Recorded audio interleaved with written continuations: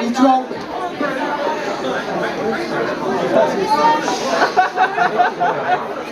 Welcome to the wedding of Mitch and Roddy. No bride yet. No bride yet. You have to speak up. Talk into it. Welcome to the wedding of Mitch and Roddy. It's lovely to see you all here. So many familiar faces. I'd like to apologise in advance for my public speaking skills because they're not good. I'd like to say how wonderful Roddy and the bridesmaids look. Yay! More cheering, come on! For those of you wondering why there are two best men up here, it's because Mitch didn't know which one of us to pick, and so he picked us both. Yeah. Because we're both useless. Who would have thought that at 29 and a half, Mitch would get married? And it goes to prove that if you wait long enough, everyone can find their la-la.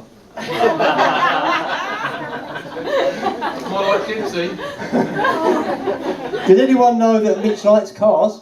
Yeah. Oh no. He's had a lot of old bangers in the past. Fiestas, Volvos, Cortinas, one or two Cortinas. He's even got a Skimitar which is for sale if you want it. But in the end, he's found his Rolls Royce in Roddy. I'd just like to say, didn't Roddy and the bridesmaids look lovely?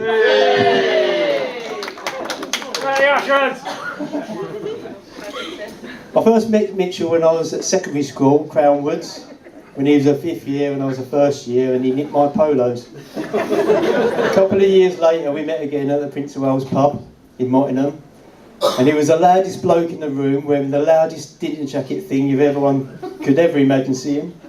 And when he bopped, it was like he didn't have a body anymore, he was just all legs and arms thrown all over the place.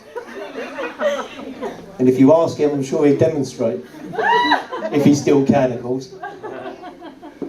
Mitchell's work life has been eclectic and varied, and the rest of his life working as an apprentice for Jaguar, as a diesel fitter on the docks, and even running his own businesses.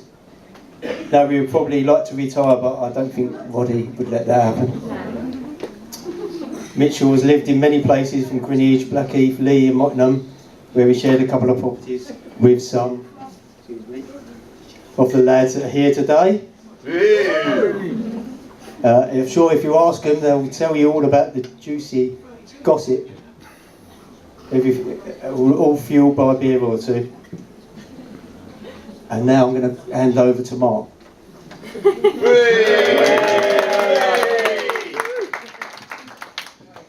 Right, thank you, ladies and gentlemen. Well, that was the good one, now the bad one.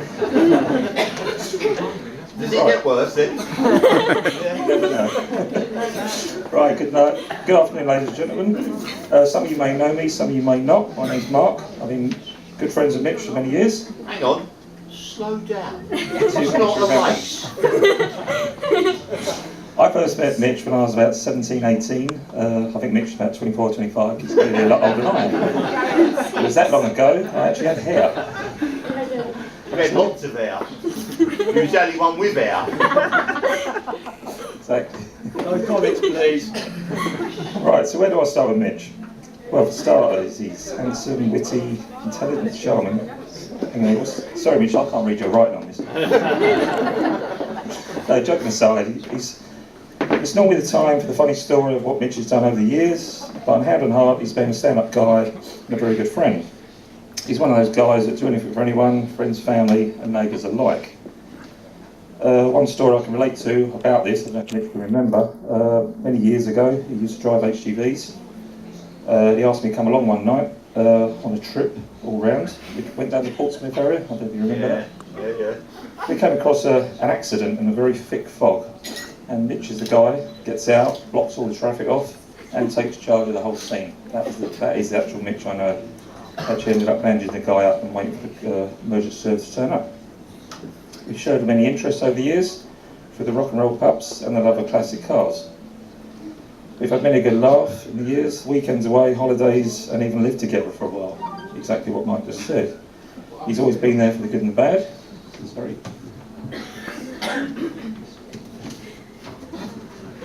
He's like Marmite. That's the way a lot of people explain him. You either love him or hate him. And as I can see a lot of faces here, I take it that you love him. If not, you just saw Roddy's friends.